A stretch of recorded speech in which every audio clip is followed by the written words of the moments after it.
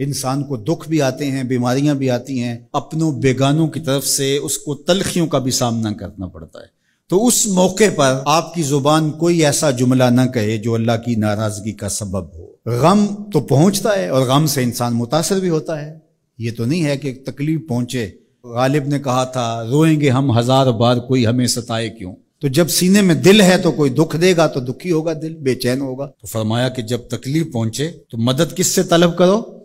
صبر سے، کہ اللہ مجھے توفیق صبر دے۔ روایت ہے کہ سلمان رضی اللہ تعالی عنہ حاضر ہوئے اور ان کے چہرے کے اوپر کوئی ایسے آثار تھے کہ جس طرح بہت بڑی پریشانی ہو۔ تو ان کو کہا کہ تمہارا جو دکھ ہے وہ اس کو کہو جو دکھ کا مداوع کر سکتا ہے، غم اسے کہو جو غم خار ہو، جو غم خار ہی نہ ہو اسے غم کہنے کا فائدہ۔ بعض اوقات لوگ خام خواہ بے چین ہوتے کہ میرے کو پوچھے تمہیں کیا ہے، چہرے کے اوپر جو ہے وہ خشونت سجائے، چہرے کے اوپر جو ہے وہ اداسی سجائے۔ آپ کو صدمہ پہنچے تو بعض کا ٹھیک ہے، انسان بے بس ہو جاتا ہے، اس کے چہرے بچھڑے سے اس کا ظہور بھی ہوتا ہے، لیکن کچھ ایسی چیزیں جو چھپائی جا سکتی ہیں اس کو چھپائیں۔ ہنس کے پی جا تلخی ایام کو ناصر، غم کے سہنے میں بھی قدرت نے مزہ رکھا ہے۔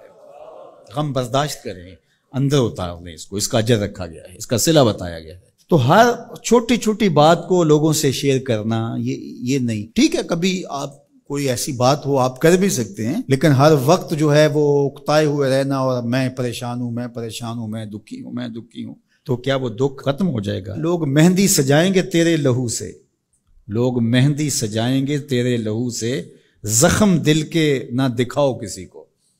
لوگ تو اس سے طرح مذاق بھی اڑائیں گے، اور جب تم ہنستے ہو تو زمانہ تمہارے ساتھ ہنستا ہے، اور جب تم روتے ہو تو زمانہ تمہارے ساتھ نہیں روتا۔ اس لیے یہ آنسو بڑے قیمتی ہیں، وہی بہاؤ جہاں شان کریمی موتی سمجھ کے چن لے۔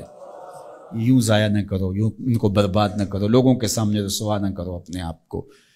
تو صبر کے دامن کو تھامو، ایک تو تلقین یہ کی گئی، اور دوسرا کہا والصلاۃ، اور نماز کے ساتھ اللہ سے مدد طلب کرو۔ حضور علیہ السلام جب بھی کسی مشکل میں مبتلا ہوتے تو حضور نماز کے لیے کھڑے ہو جاتے، اور میں نے خود کئی مرتبہ تجربہ کیا ہے، جب کوئی تکلیف پیدا ہو تو آپ نماز پہ کھڑے ہو جائیں، تکلیف میں تخفیف پیدا ہو جاتی ہے۔ اور بدر سے سخت دن کیا ہو سکتا تھا جب کافر پورے لاؤ لشکر کے ساتھ آ گئے، اور حضور کے لیے عریش ایک چھپر بنا دیا گیا، اور آقا کہیں وہاں مصلی بچھائے ہیں اور رب کے حضور کھڑے ہیں۔